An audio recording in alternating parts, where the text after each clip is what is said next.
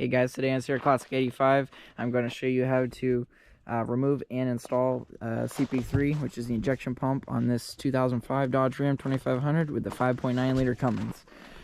The first thing you want to do is disconnect your battery. I've actually removed this one just so I have some room, and disconnect your negative or positive, doesn't really matter, but I recommend doing the negative. And we're gonna get right into the video. So to start things off with, this is your Cp3 injection pump. You have this line and this line right here, and a line back here that goes to your common rail. Hopefully you guys can see that in there. Let me see if I can. This line right in here.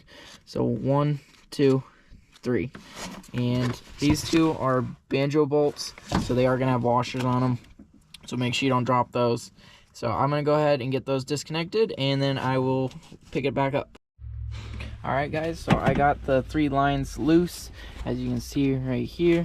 This one, and that one in the back. Let me see if I can get a little better view for you guys.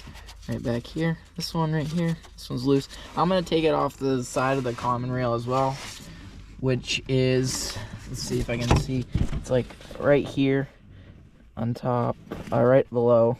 Let's see if I can get a better view. This one right here, I'm going to take it off all the way just to get it out of the way. But also I disconnected this connector down here. It just has a little push tab on the back, or you can use a pick. It just slides in here.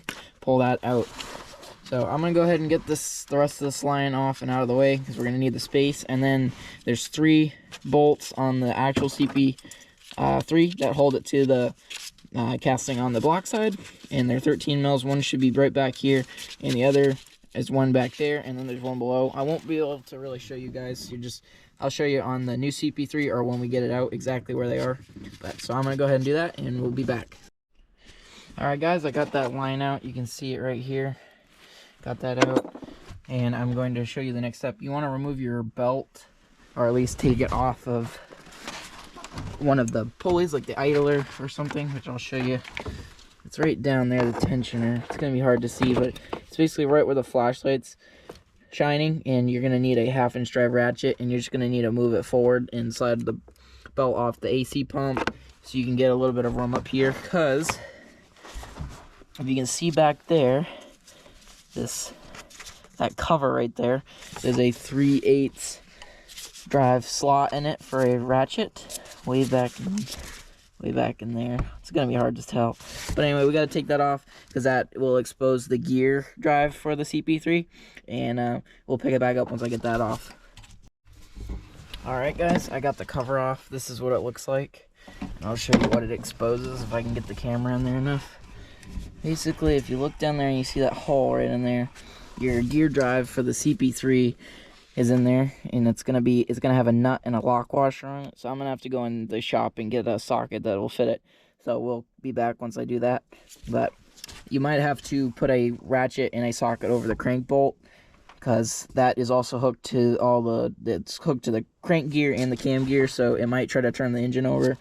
If you can't get that loose, you'll have to put a breaker bar on the crank so it'll hold it in place. All right, so we're back guys. So this is the nut and washer that goes on the front of the Cp3 right here. And these are the 2 things you do not want to drop down into the timing cover, or else you have to pull the radiator out and take the timing cover off and retrieve them. So, and these are your 3 bolts that hold it in. One right here, 1, 2, and 3. They're going to be nuts, so there's studs in here, as you can see right there.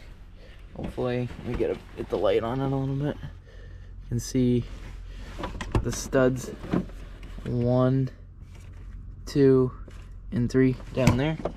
So I'm gonna go ahead and get the newer remanufactured Cp3 injection pump ready to go, and then we'll be back. So I got the Cp3 in, as you can see right here. I still got to put the lines on it and plug in the electrical connector. But to put the Cp3 in, there'll be a seal on the shaft that goes into the gear, which it's in here. So you just want to put a little grease or oil on that, and then just basically push it in. I used a pry bar off one of the brackets back here. Just be careful because your ECM is right there. You don't want to break that or damage that. And then I just put it in, and then my dad torqued it down. He helped me torque it down because you have to hold the crank from spinning, and torque the nut down to 80 foot-pounds.